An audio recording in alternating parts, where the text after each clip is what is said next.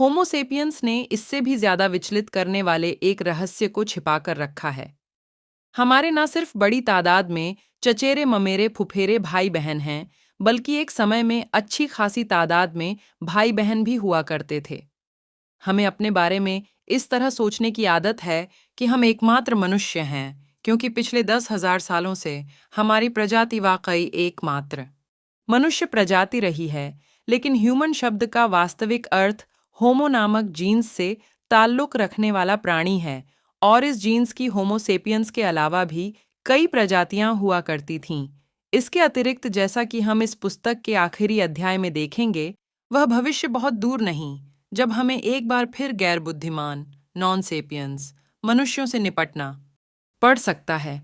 इस बात को स्पष्ट करने के लिए मैं बुद्धिमान मनुष्य होमोसेपियंस प्रजाति के सदस्यों को दर्शाने के लिए अक्सर बुद्धिमान सेपियंस पद का प्रयोग करूंगा, वहीं मनुष्य पद का इस्तेमाल मैं होमो नामक जीन्स के सारे मौजूदा सदस्यों के लिए करूंगा। मनुष्यों का पहला विकास लगभग 25 लाख साल पहले पूर्वी अफ्रीका में वानरों के एक आरंभिक जीन्स ऑस्ट्रालोपिथीकस से हुआ था, जिसका मतलब है दक्षिणी वानर।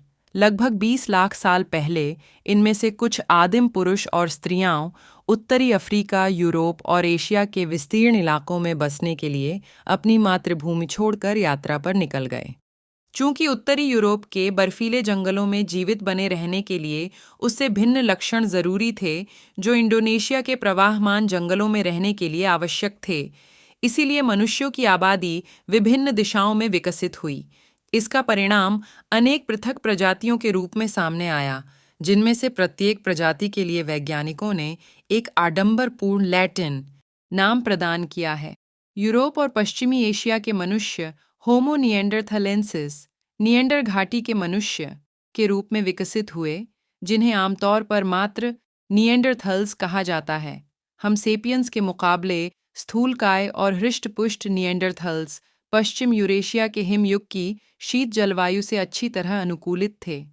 एशिया के अधिकांश क्षेत्र होमो इरेक्टस तनकर खड़ा मनुष्य से आबाद थे, जो वहां करीब करीब 20 लाख वर्षों तक बने रहे, और इस तरह वे अब तक की सबसे ज्यादा टिकाऊ मनुष्य प्रजाति साबित हुए।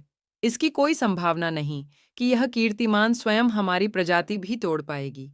इसमें संदेह है कि होमोसेपियंस की प्रजाति आज से 1000 साल बाद तक बनी रह सकेगी, इसलिए 20 लाख साल वाकई हमारी सामर्थ्य के बाहर हैं। इंडोनेशिया में जावा द्वीप पर होमो सोलोएंसिस सोलो घाटी का मनुष्य नामक प्रजाति रहती थी, जो उष्णकटिबंधीय जीवन के अनुकूल थी। एक अन्य इंडोनेशियाई द्वीप फ्लोरेस नामक छोटा द्वीप पर आदिम मनुष्य बौने होने की प्रक्रिया से गुजरे। मनुष्य फ्लोरेस के द्वीप पर पहली बार तब पहुंचे थे जब समुद्र का स्तर असाधारण रूप से निचला था और मुख्य भूभाग से इस द्वीप तक आसानी से पहुंचा जा सकता था। जब समुद्र फिर उभार पर आया तो कुछ लोग उस द्वीप पर फंस गए, जो संसाधनों की दृष्टि से कमजोर था। बड़े आकार के लोग, जिन्हें ज्यादा भोजन की जरूरत थी, सबसे पहले मरे। छोटे आकार के लोग ज्यादा बेहतर ढंग से जीवित बने रहे।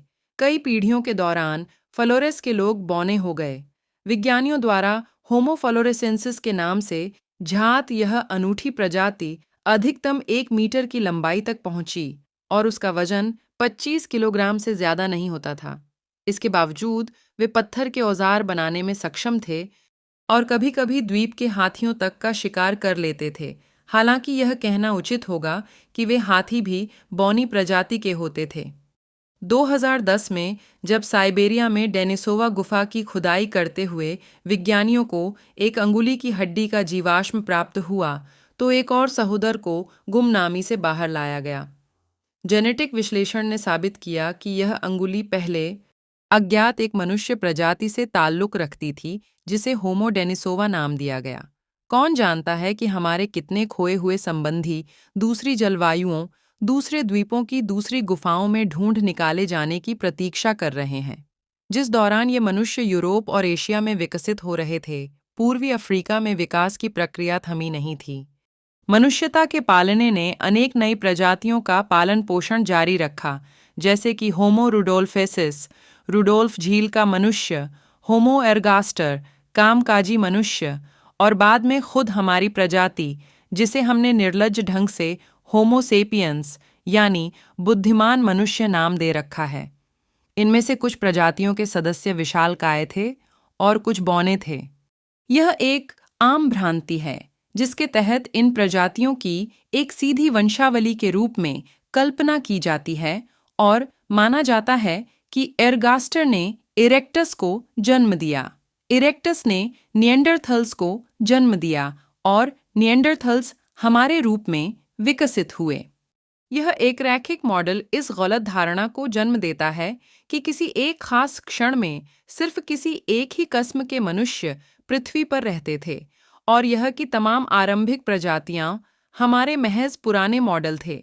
वास्तविकता यह है कि लगभग 20 लाख पहले से लेकर लगभग 10,000 साल पूर्व तक दुनिया एक ही समय में कई मनुष्य प्रजातियों का घर हुआ करती थी। और क्यों नहीं, आज लोमड़ियों, सुअरों और भालुओं की कई प्रजातियां हैं।